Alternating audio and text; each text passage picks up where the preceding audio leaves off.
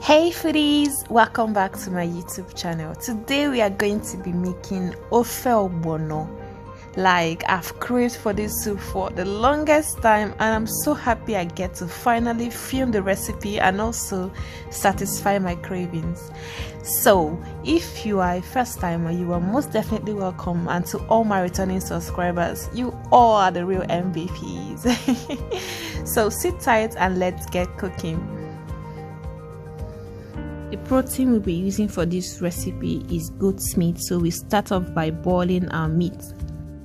So for seasoning our meat, we are going to be needing 4 basic ingredients, and those are seasoning cubes and then some fresh pepper. You add to your preference. Don't look at the one I'm adding and say, this pepper is too much. Please add to your preference.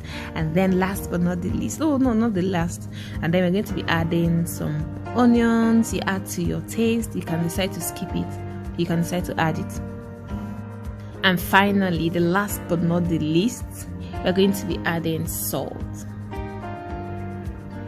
And once that is done, you stir to combine, and then cover the pot and allow it to boil for about 5 minutes. So if you notice in the beginning, I didn't add water. I allowed it to season for about 5 minutes and then added water afterwards. But you can decide to skip the part and just cook it straight up. I totally forgot to add the stockfish, so now I'm just going to add it and let it all cook together.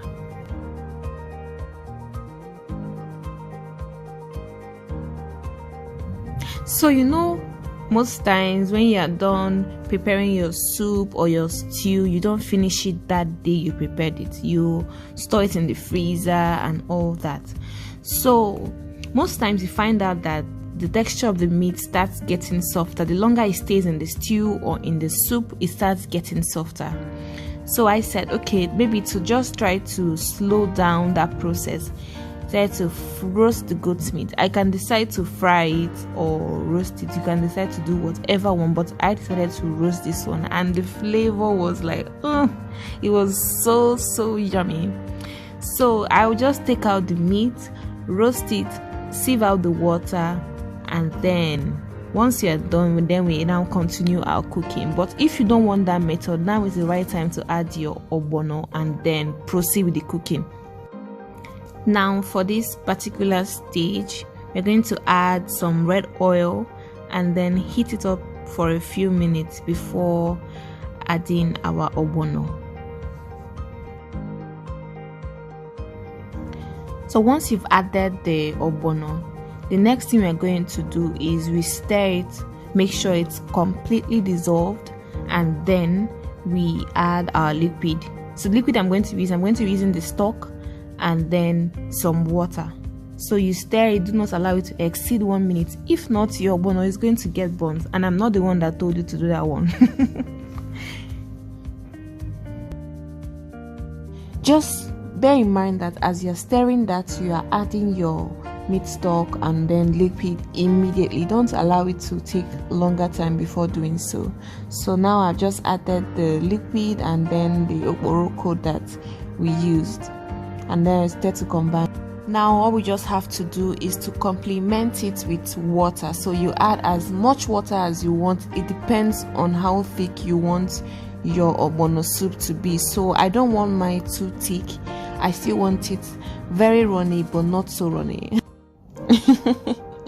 I don't know if there's any English like that, but I don't like thick ogbono. Like, it turns me off ASAP. Like, nah, I'm not all for that. So I just add enough water. Now is the right time to add all the rishi that you want to use for the ogbono soup.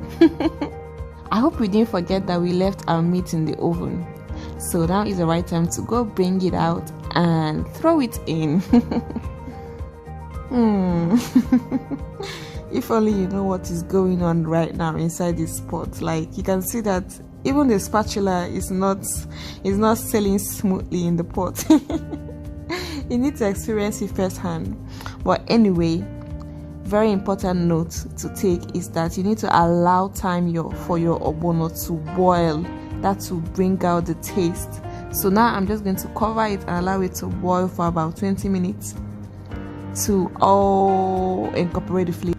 Before we cover the ogbono and allow it to boil, you have to check if there is more seasoning needed to be added. Ogbono appreciates crayfish, so you have to be really generous with it for your soup to appreciate the crayfish. And then Cameroon pepper for extra heat. Don't be scared, go for it. I'm still going to add just about a cup of water to this because it's still thick and I haven't gotten that that consistency that I'm looking for. So I'm going to add more water and then cover and allow it to boil now.